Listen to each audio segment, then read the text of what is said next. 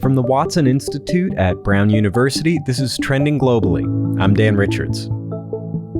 To mark the end of Hispanic Heritage Month, we're teaming up with the Watson Institute's Center for Latin American and Caribbean Studies to explore the many meanings of the term Hispanic heritage in the year 2022. In the first part of the show, we'll look at how the growing Hispanic and Latinx population in the U.S. is changing electoral politics in the country. In the second half of the episode, we'll explore the history of U.S. immigration from one particular Latin American country. It's a fascinating story in its own right, but it can also help recast all of American immigration policy in a new light. But to start, according to the 2020 census, Rhode Island's Hispanic population grew by 40% between 2010 and 2020. And Rhode Island isn't alone. In the country as a whole, the amount of people identifying as Hispanic on the census grew 23%, far outpacing the overall population growth of the country. But despite what you've heard about how this change might affect U.S. elections and political parties, the effects on electoral politics are actually numerous and far from clear. To get a better understanding of all this, I talked with Dr. Pablo Rodriguez. He's a medical doctor, public health advocate, and political commentator based in Rhode Island. And he's observed this transformation firsthand in his almost 40 years working and organizing in the state. Before looking at the relationship with him between these demographic changes and America's politics, I asked Dr. Rodriguez to describe in a little more detail how exactly these demographics have shifted. Here's what he had to say. So this is a major change to Rhode Island, just like it was a major change when the French Canadians were coming here to work in Central Falls in the mills. So it is the story of immigration in this country, and every time you have a large group coming in, they are going to change the complexion of the place that they arrive, and this is what's happening in Rhode Island. Not only are Latinos coming in big numbers, they are also having more babies. They are also younger. The median age of Latinos is 24 years old as opposed to 42 for the general population here in Rhode Island. Latinos, even though they are 18% of the population here in Rhode Island, they represent almost 30% of children. And so you can see where the demographics are going. Also, you're having a decrease in fertility rates for the rest of the population, not for Latinos to the same extent. And therefore, what we could see for this community and for people of color in general is that by 2050, Rhode Island probably will be a majority minority state. Are there any particular ways that kind of come to mind for you or in your personal experience, how you've seen this community grow and change in the state? Oh, no, absolutely. Not only I had a practice delivering babies, so I did see my practice grow over the last 37 years that I've been here, but also the community involvement, the involvement of Latinos in all facets of the social, the economic, and the political life of the state. The fact that we have been able to elect a number of officials of Latino descent, as opposed to Boston and Massachusetts and Connecticut, which are older Latino communities and have not had the same success. We were lucky in that we started about 1998, number of years ago. We started a group called the Rhode Island Latino Political Action Committee. And that was a very purposeful organization that wanted to bring all nationalities under the same banner, as opposed to having Dominicans, Puerto Ricans, Colombians running their own political empowerment. And that gets to something I wanted to ask you about, that idea of building a cohesive movement. Given the diversity of nationalities and life experiences of people who identify as Hispanic or Latinx, and maybe we can even get into some of the questions around terminology as well. What do you see as the reason for trying to organize in a more coherent way, given that diversity? What issues do people from these countries perhaps share, or what are the unique challenges? Why create such a cohesive movement? Well, we share the same problems. We share the same problems with discrimination, the same problems with access to education, the same problems with access to healthcare. And we were sharing the same problem of political representation that addressed the issues that were important to our community. Once the Rhode Island Latino Political Action Committee and other organizations, because it was not just the Latino PAC, other organizations got involved in the action as well, we became much more sophisticated in our political aspirations and our political engagement. So the PAC started endorsing candidates, not just because they were Latino. We were endorsing candidates that represented the best interest for the Latino community. And we have an interview process and a form to fill that not only gives us an idea of how this person thinks, but it also teaches the politicians what are the issues that are important for this community. And that created, its own momentum that has brought us to this moment where we had a candidate for governor, lieutenant governor, treasurer, mayors of Providence, and we have elected now about 34 Latinos to office. So I did want to ask you, because I think it's related to a lot of what we're talking about right now. There is this tension sometimes over what words and labels are most appropriate or accurate or respectful to use when talking about or identifying people who have Hispanic or Latin American heritage. How do you see these debates over these labels and words? Like, what can it tell us about the tensions that exist within these communities? Yeah, so it is an issue. The term Latinx is not a Spanish term. And as a matter of fact, one of the foundations did a nationwide poll looking at the use of Latinx. And we found out that 97% of Latinos do not use the term. Only 23% had seen it or recognized the term. And it follows the coasts. So East Coast and West Coast use the term, much more often, and also age. Younger Latinos, more educated Latinos. And what has happened is that it has created somewhat of a wedge that are being utilized by more conservative aspects of our political process, mainly Republicans, saying, you see, they don't even call you the right name, and utilizing it as a wedge. And people are very proud of their origins, proud of the language. And all of a sudden to give us a different name simply because it's gender correct or politically appropriate, it's a problem for a lot of people. And perhaps the fact that it's also being given to them by this seemingly small minority that they don't really resonate or feel a connection with as much. Exactly. It didn't come from within. Also, the important thing about this entire political discourse is the fact that it's also tied to other issues of workers' rights, other issues of cultural importance to Latinos, and it adds to the distrust that many Latinos have for the Democratic Party, for example. And we've seen it in the polls throughout the years. There's been a gap between Democrats and Republicans in the Latino community.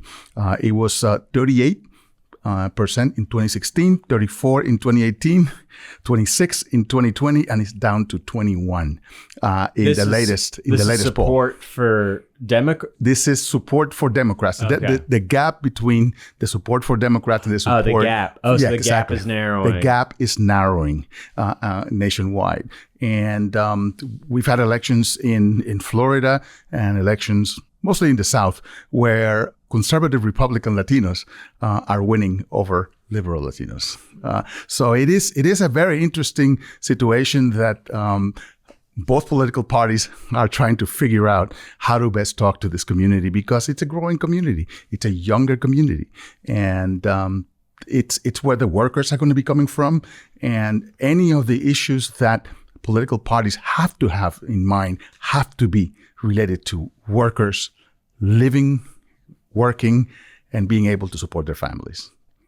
There's a lot of prognosticating about the midterm elections coming up and a lot of discussion about the Latino vote or the Hispanic vote as an essential sort of potential swing vote. But I think also, as you've made clear, and as the reality sort of makes clear, it's also as this group gets bigger, I feel like it's harder to also describe this group as one block that's going to swing one way or the other. To go back to what you're saying all the way in the beginning, a few decades from now, who knows? It could be more similar to saying, how's the French-Canadian vote going to go? And it's like, well, there's a lot of people with a lot of different experiences. Absolutely. That is so on point, because what happens with many in the mainstream is that they think that Latinos are a single group. They try to craft a message that hopefully will reach everybody. And in reality, you're reaching to multiple communities. Mexicans are not the same as Puerto Ricans. They're not the same as Cubans. They're not the same as Colombians. And you have to have a message that resonates with all those communities. And that's a mistake that a lot of people make. One mistake that we made originally in creating the PAC is that we thought that we were going to be able to have a cohesiveness in terms of electoral process. And what happens with all groups is that eventually the groups develop their own ideologies and structures of support. So in the last election, even though we had 4 Latino candidates in the main positions, not all of them were successful because Latinos were divided. Some of them were with the other candidates, the non-Latino candidates. So that by itself is a growth. That by itself is a political maturation that is expected of any group that comes to the United States. And after a while, just like the mainstream, just become aligned to the ideologies that most respond to their needs. Given this diversity of experiences and interests, looking ahead, what do you see as the most important issues that can perhaps unify these diverse interests? And also, will that perhaps also be able to unify people who don't even identify as Hispanic or Latino? But what do you see as those core interests that groups should be working towards? If there is one thing that unifies Latinos throughout history, when the polls have been made, what is your definition of the American dream? By a large majority, the definition of the American dream is that my children do better than myself. And we have a serious problem with education in this country and economic opportunity for Latinos. And that American dream is not being fulfilled in many places. Here in Rhode Island, the 2 districts with the largest percentage of Latinos, Providence and Central Falls, both have been taken over by the state because of poor performance. Latinos in Rhode Island have the lowest performance of any Latino group in the country in their schools. So it is a serious, serious problem. And anyone that talks about improving education with plans, with things that are tangible, are going to get support, regardless of what political party they are from. Well, Dr. Pablo Rodriguez, thank you so much for coming to talk with us on Trending Globally. My pleasure.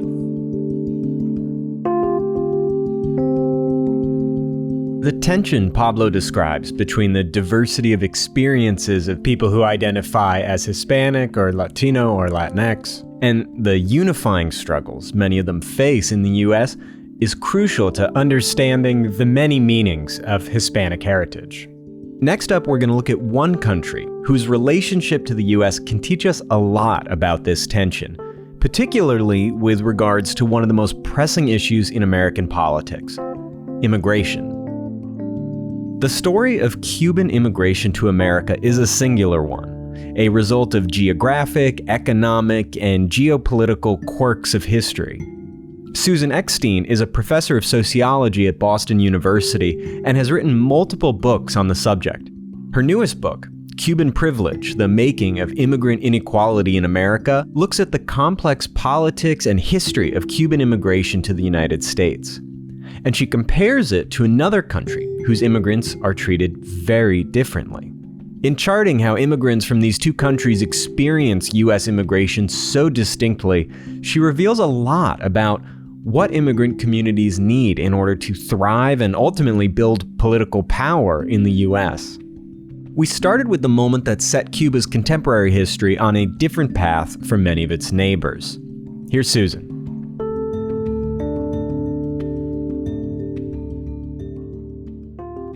The privileges start after January 1959, which was when Castro comes to power, and Eisenhower, who was president at the time, very anti-communist, it led to him immediately trying to accept the Cubans who wanted to come and make it easy for Cubans to come. And the idea was they would delegitimize the revolution by so many people leaving. Secondly, weaken the government because they were losing so much of their human capital. And the people who were coming at first were really the wealthy, the educated. And so the assumption was the regime was going to collapse as a consequence. So the immigration policy of the United States was really a pillar of our foreign policy at the time in the Cold War. So it almost sounds like a sort of Cold War version of like the enemy of the enemy is my friend type of thing. Was there any precedent for offering this type of special status to people from one country for a sort of geopolitical reason? Hungary, with the Hungary uprising in 1956, I think it was. And Eisenhower had a very open refugee policy for the Hungarians, but there were much fewer in number. So it was, it wasn't felt as much in the United States when the Hungarians came, but that gave some precedent for his special treatment of the Cubans.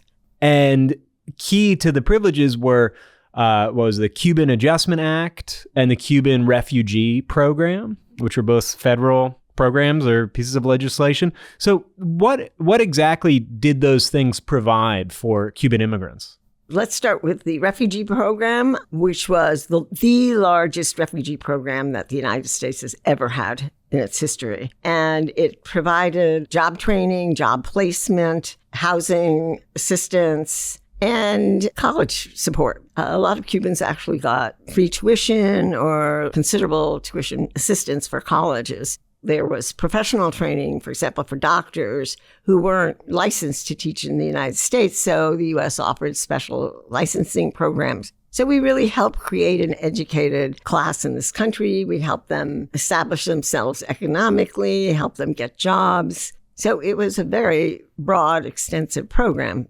Then in 1966, under President Johnson and his crafty politicking, he got passed the Cuban Adjustment Act, which allowed any Cuban who was in the country for over a year to qualify for lawful permanent residency.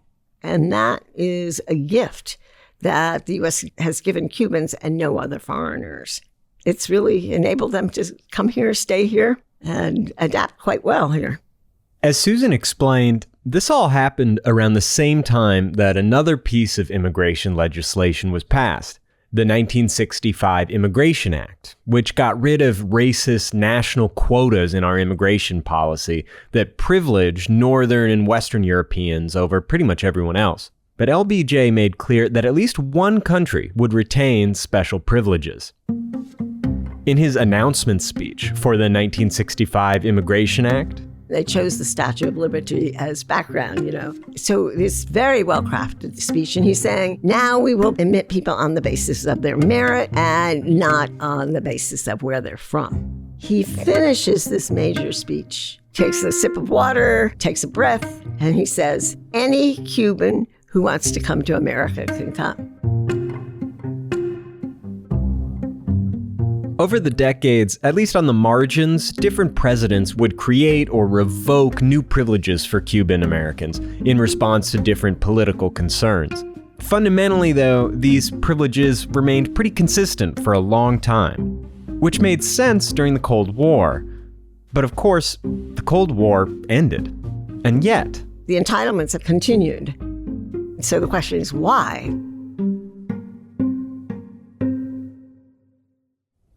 As Susan explains, there are a few reasons. Some were intentional and some were sort of accidents of history. An example of the latter, Cubans didn't primarily move to New York or Los Angeles or what were at the time these other massive hubs for immigrants from around the world.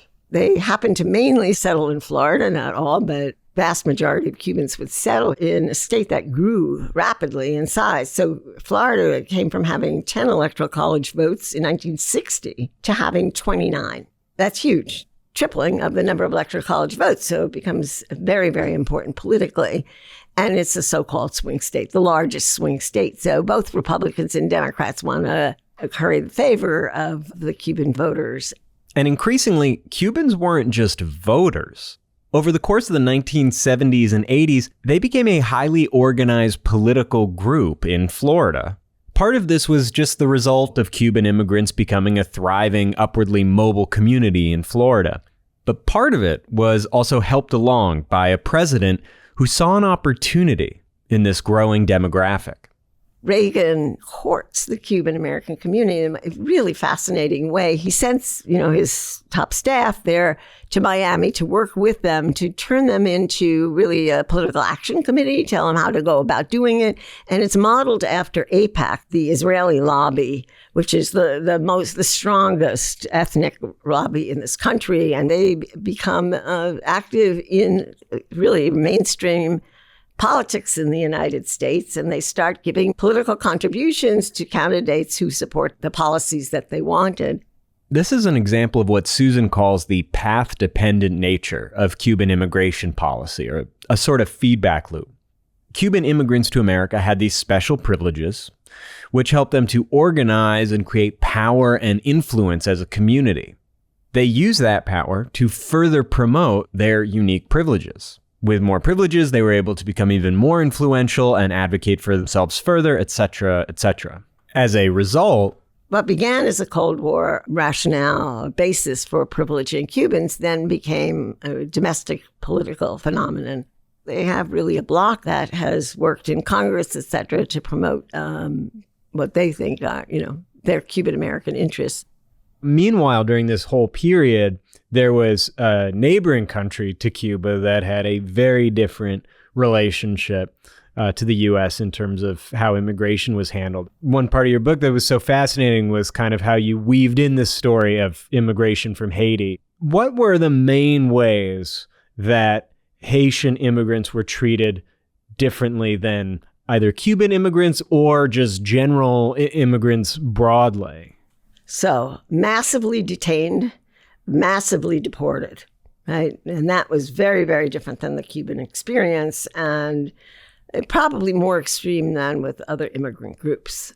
It's an embarrassment to our country that we could be, first of all, treating immigrant groups so unequally. In the case of Haitians, what was interesting, they're both coming from the Caribbean, right? They're neighboring countries, they're coming at the same time, and the two are treated so differently. In fact, my book opens with a vignette of a Haitian boat, bringing Haitians to the United States to come in undocumented. In the recent history, right? Or was this... Yeah, this was actually under Bush 1, this vignette. And so this Haitian boat very nicely picks up some Cubans that their boat had capsized, and so invites them to join them on their boat. So they come then to the U.S. coastline, and the Cubans are welcomed, and they're paroled, have access to all these benefits that I describe, etc., and the Haitians are turned back. They're repatriated. So it is so visualized the different way, when coming in the same boat, that they would be treated so differently. This whole history we're describing, though, it changed in the last decade. Not that Haitian immigrants started to receive more humane treatment, but that many Cuban privileges were revoked. You might assume it changed under President Trump, given that he ran on a platform of closing our borders. But it actually happened a little earlier. In 2017, Obama, his last full week in office, ended parole rights. This was the right for Cuban immigrants to stay and work in the U.S., even if they had come into the country undocumented. There were some entitlements he left there, like the Cuban Adjustment Act. That was Congress, and Congress only could revoke it. But it seemed like the days of Cuban privileging were over with the retraction of parole rights. You might think that this would then lead to a drop in Cuban immigration to the United States, but that's not what's happened. What has happened, so interestingly, is that Cuban migration has continued. This isn't just the result of the few remaining privileges Cuban immigrants receive. It's also the result of years of economic hardship in Cuba, exacerbated by the pandemic. And this gets to a bigger truth. When it comes to immigration, the policies of countries that are receiving immigrants can only do so much to affect who comes to their borders. Something we've seen especially clearly in the last few years. The origins of the mass migration from Latin America, which has been the largest migration in the last decades, it's because conditions have gotten so bad in these countries. That led to a huge exodus of people for their lives, right? And that then begins a whole new wave of immigration because they're now here and they want family to come, et cetera. So we really need to work on conditions in the homelands if we're going to tackle the problem of immigration.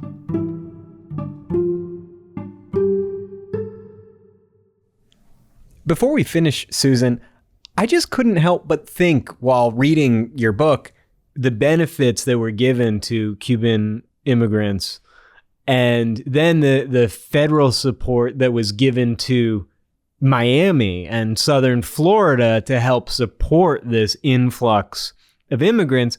You know, on one hand, you could maybe look at that and be frustrated that this group is getting a special privilege. But on the other hand, I think you could also look at it and go, wow, look at how much when we do support immigrant communities, they're able to thrive in sort of incredible ways. And was that anything you thought about while you were looking at this history? I mean, sure. Of course, I was trying to stick to my task, which is the Cubans, and I take the liberty a little bit in my final chapter to raise that issue. I think the issue of legal status is really, really important and a lesson that should be taken from the Cuban experience, which is cheap. You know, you could argue these other benefits cost money, but you can't really say the same in terms of allowing them to have legal rights to stay and to qualify for citizenship. We have like 10 million unauthorized immigrants in this country, and they don't have basic securities. They could be deported.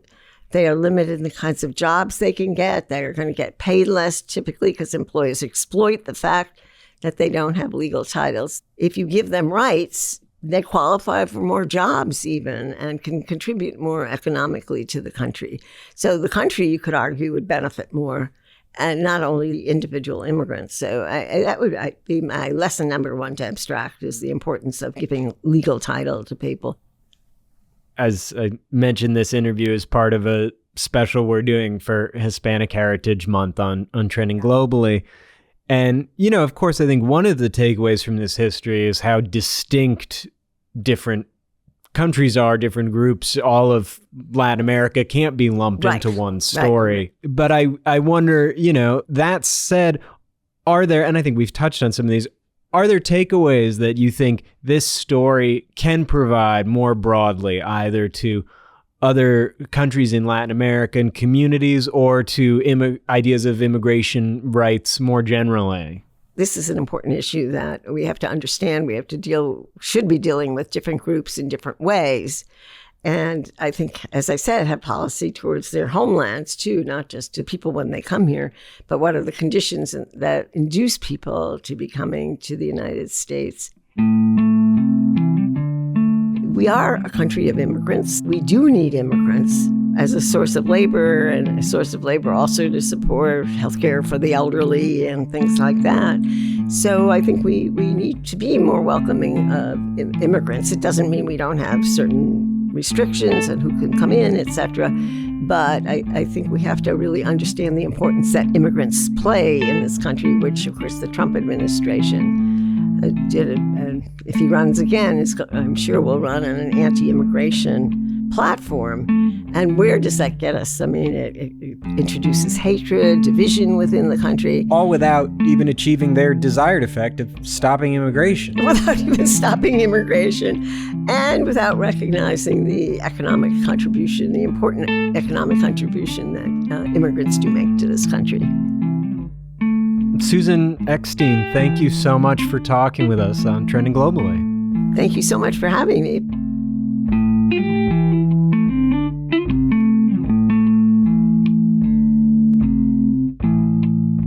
This episode was produced by me, Dan Richards, and Sam McKeever-Holtzman. Our theme music is by Henry Bloomfield.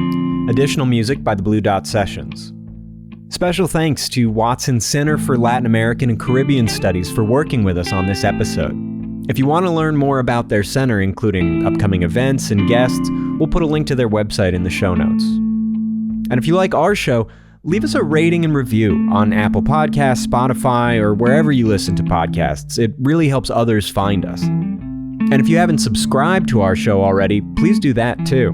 If you have any questions, comments, or ideas for guests or topics, shoot us an email at trendingglobally@brown.edu. Again, that's all one word, trendingglobally@brown.edu. We'll be back in 2 weeks with another episode of Trending Globally. Thanks.